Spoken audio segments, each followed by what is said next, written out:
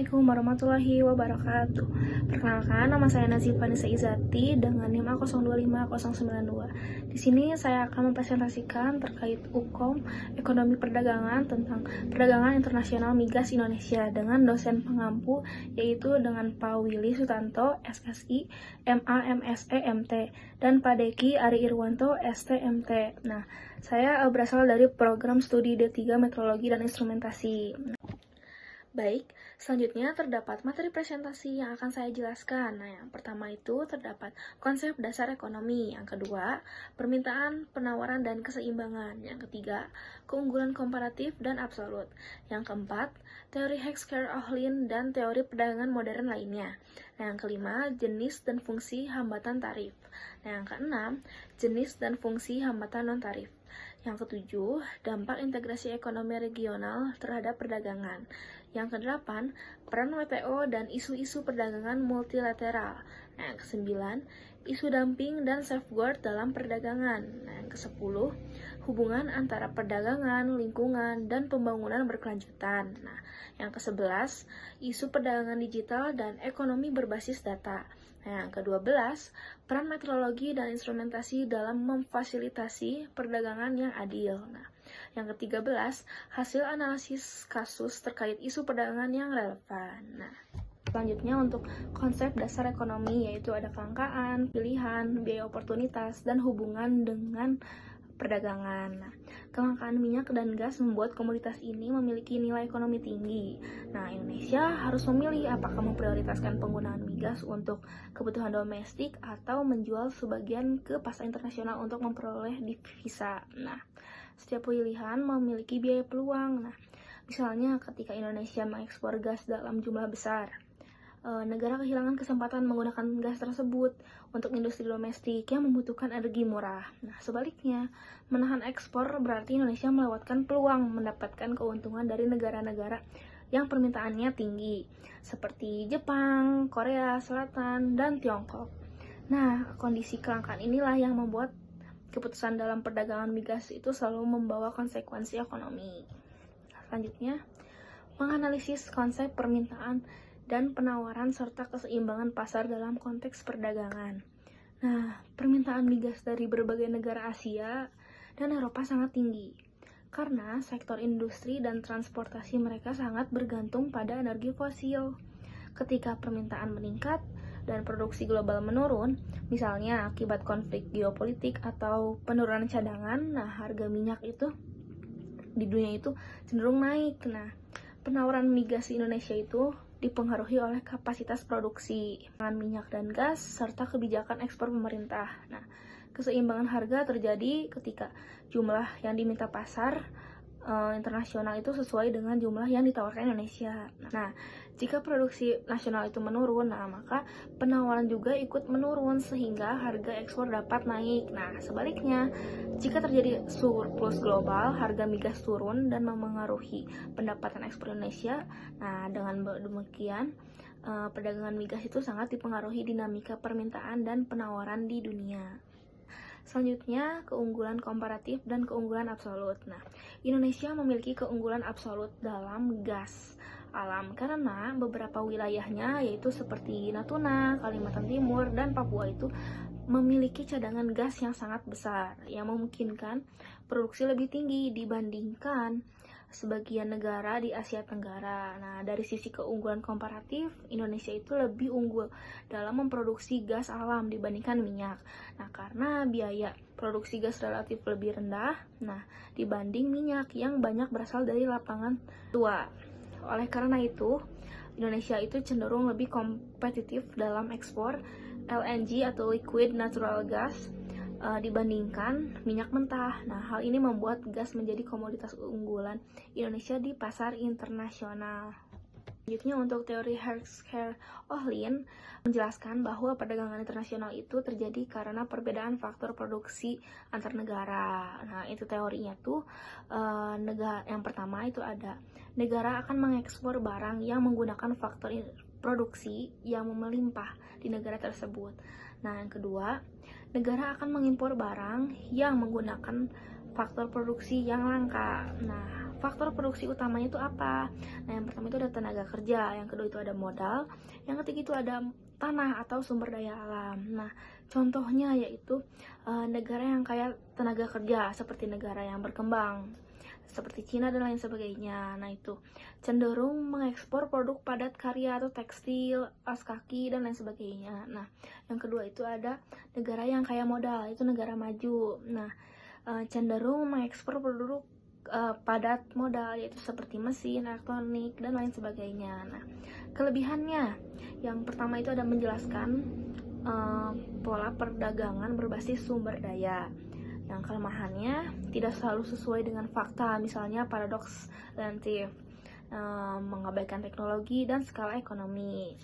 Selanjutnya, teori perdagangan modern lainnya. Yang pertama itu ada teori keunggulan kompetitif oleh Michael Porter yang menjelaskan bahwa daya saing negara ditentukan oleh, yang pertama itu ada kondisi faktor produksi, yang kedua itu ada kondisi permintaan domestik, yang ketiga itu ada industri pendukung, dan yang terakhir itu ada strategi dan persaingan perusahaan. Nah, fokus pada inovasi dan produktivitas, bukan sekedar sumber daya alam. Nah, yang kedua itu ada teori siklus hidup produk oleh Raymond Vernon. Jadi, beliau mengatakan bahwa perdagangan itu terjadi berdasarkan tahap perkembangan produk. Nah, ada yang pertama itu ada inovasi atau diproduksi di negara maju. Nah, yang kedua itu ada pertumbuhan. Nah, yang ketiga itu ada standarisasi. Produksi berpindah ke negara berkembang. Nah, yang keempat itu ada penurunan. Nah, cocok untuk menjelaskan perdagangan produk teknologi. Nah, selanjutnya jenis dan fungsi hambatan tarif. Nah, hambatan tarif dalam perdagangan migas biasanya berupa pajak impor yang diberlakukan di negara-negara untuk bertujuan melindungi industri energi nasional atau menstabilkan harga domestik. Nah, beberapa negara menerapkan tarif lebih tinggi untuk minyak mentah dibanding LNG, sehingga memengaruhi pola ekspor Indonesia. Nah, di sisi lain, hambatan non-tarif itu seperti standar emisi, persyaratan lingkungan, dan regulasi keamanan seringkali lebih signifikan dalam perdagangan migas. Nah, hambatan ini dapat meningkatkan biaya ekspor Indonesia dan memengaruhi daya saingnya di pasar global. Nah, selanjutnya jenis dan fungsi hambatan non-tarif. Nah, terutama terkait standar dan regulasi. Nah, hambatan non-tarif dalam perdagangan migas berupa regulasi keselamatan, standar lingkungan, sertifikasi teknis, dan persyaratan kualitas yang ditetapkan negara pengimpor. Nah, negara seperti Jepang, Korea Selatan, dan Uni Eropa menerapkan standar LNG yang sangat ketat terkait kadar sulfur, emisi karbon, dan keamanan transportasi. Nah, regulasi ini meningkatkan biaya produksi dan pengolahan bagi Indonesia karena perlu memenuhi spesifikasi teknis sebelum ekspor. Nah, selain itu, inspeksi tambahan, verifikasi dokumen, dan prosedur pelabuhan dapat memperlambat pengiriman sehingga dapat menambah biaya logistik. Nah, hambatan non-tarif seperti ini dapat membatasi volume ekspor migas Indonesia dan menekankan daya saingnya di pasar global. Selanjutnya, dampak integrasi ekonomi regional terhadap perdagangan. Integrasi ekonomi regional seperti ASEAN Free Trade Area atau AFTA atau kerjasama energi ASEAN mendorong perdagangan migas lebih bebas dengan biaya transaksi lebih rendah. Nah, kerjasama ini membuka peluang ekspor LNG Indonesia ke negara-negara Asia Tenggara seperti Thailand, Filipina, dan Singapura. Namun, dampaknya tidak selalu positif karena efektivitas integrasi sangat tergantung pada kondisi pasar energi internasional, harga minyak global, dan kesiapan infrastruktur masing-masing dari negaranya. Nah, data menunjukkan bahwa ekspor migas Indonesia ke kawasan ASEAN sering berfluktuasi akibat perbedaan kebutuhan energi dan keberadaan pemasok alternatif. Nah, meski begitu, integrasi regional tetap meningkatkan akses pasar dan memperkuat posisi Indonesia dalam rantai pasokan energi Asia. Nah, selanjutnya peran WTO dan isu-isu perdagangan multilateral. Nah, Dalam konteks WTO, perdagangan migas Indonesia dipengaruhi aturan mengenai perlindungan perdagangan, penyelesaian sengketa, serta transparansi kebijakan energi. Nah, negara pengimpor dapat dikenakan sanksi WTO jika menerapkan hambatan tarif atau non-tarif yang dianggap diskriminatif terhadap migas Indonesia. Nah, namun, sengketa perdagangan migas jarang terjadi karena banyak negara memasukkan energi sebagai komoditas strategis yang memiliki fleksibilitas kebijakan. Jika muncul konflik, nah misalnya terkait standar emisi, subsidi energi, atau batasan impor. Nah, mekanisme penyelesaiannya itu sengketa WTO dapat digunakan untuk memastikan perdagangan tetap adil. Nah, peran WTO ini penting bagi Indonesia untuk menjaga kepastian akses pasar di tengah dinamika geopolitik energi global. Selanjutnya, isu dumping dan safeguard dalam perdagangan. Nah, dumping dalam migas terjadi ketika suatu negara menjual minyak atau gas di pasar luar negeri dengan harga di bawah harga domestiknya. Nah, negara bertujuan untuk dapat mengenakan tindakan safeguard dalam melindungi industrinya dari kerugian yang serius. Nah, dalam konteks Indonesia, risiko terjadinya dumping terutama muncul pada perdagangan LPG dan produk turunan migas ketika pemasok global menjual dengan harga sangat rendah akibat surplus produksi. Nah, jika Indonesia menghadapi lonjakan impor migas murah, tindakan safeguard dapat diterapkan untuk mengurangi ketergantungan dan menjaga stabilitas industri dan energi domestik. Sebaliknya, ekspor migas Indonesia juga dapat terdampak jika negara tujuan menerapkan safeguard yang membatasi masuknya produk Indonesia. Nah, sehingga dapat memengaruhi pendapatan dan volume perdagangan. Selanjutnya, hubungan antara perdagangan, lingkungan, dan pembangunan yang berkelanjutan. Nah, perdagangan migas Indonesia memberikan keuntungan ekonomi melalui ekspor ke Jepang, Korea Selatan, Tiongkok, dan negara lain. Namun, produksi migas yang tidak dikelola secara berkelanjutan dapat menimbulkan dampak lingkungan seperti pencemaran laut, kebocoran minyak, degradasi tanah, dan emisi karbon yang tinggi. Nah, pembangunan berkelanjutan menuntut industri migas menerapkan standar keselamatan, teknologi ramah lingkungan, serta pengolahan limbah yang bertanggung jawab. Nah, negara importir juga menerapkan standar ketat terkait jejak karbon. Nah, sehingga minyak dan gas dari negara yang tidak memenuhi regulasi tersebut dapat dikenakan pembatasan. Data 2023 menunjukkan ekspor LNG Indonesia meningkat. Namun, keberlanjutan lingkungan tetap menjadi faktor penting untuk menjaga perdagangan migas jangka panjang dan mempertahankan akses pasar global.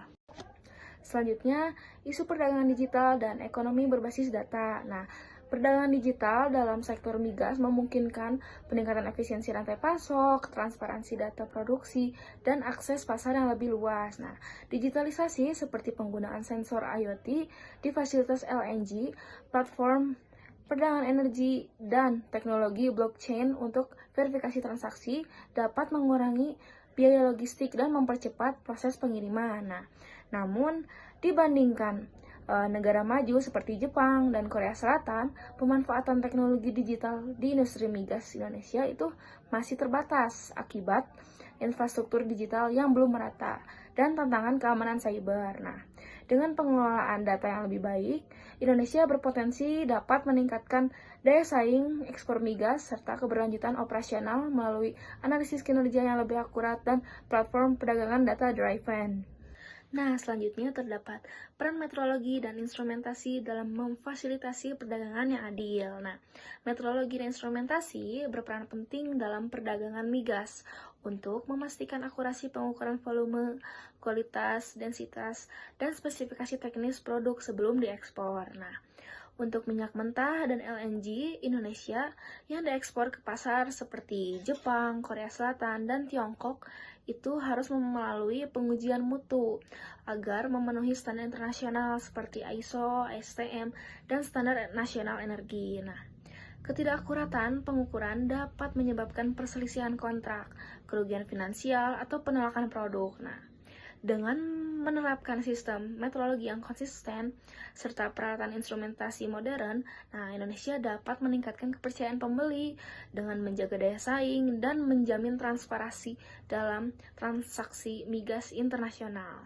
Selanjutnya, hasil analisis kasus terkait isu perdagangan yang relevan. Nah, seorang mahasiswa dapat menganalisis dan mempresentasikan isu perdagangan migas Indonesia dengan meninjau data ekspor LNG ke Jepang, Korea Selatan, dan Tiongkok. Misalnya, ekspor LNG Indonesia pada 2023 mencapai lebih dari 220 kargo, dengan Jepang menjadi pasar utama karena kebutuhan energi yang tinggi. Namun, fluktuasi harga minyak dunia, kebijakan energi hijau di negara importir, serta kapasitas produksi di lapangan-lapangan gas seperti Tangguh dan Bontang dapat mempengaruhi volume ekspor di tahun berikutnya. Nah, analisis seperti inilah yang menunjukkan bagaimana keberhasilan ekspor migas Indonesia tidak hanya dipengaruhi oleh produksi domestik, tetapi juga dinamika pasar global, regulasi lingkungan, dan perkembangan geopolitik energi. Selanjutnya, terdapat sumber-sumber yang saya dapatkan untuk dijadikan referensi saya dalam menyelesaikan UKOM ini. Yang pertama itu ada statistik produksi gas alam dari ESDM tahun per tahun, dari Handbook of Energy dan Economic Statistik sebagai bukti produksi gas secara historis, dan data realisasi produksi migas terbaru 2025 untuk menunjukkan volume aktual produksi migas dan gas. Yang ketiga itu ada data PNBP dari migas untuk mendemonstrasikan kontribusi ekonomi migas terhadap APBN. Nah, selanjutnya terima kasih atas perhatiannya. Mohon maaf bila ada kesalahan kata atau kalimat. Wassalamualaikum warahmatullahi wabarakatuh.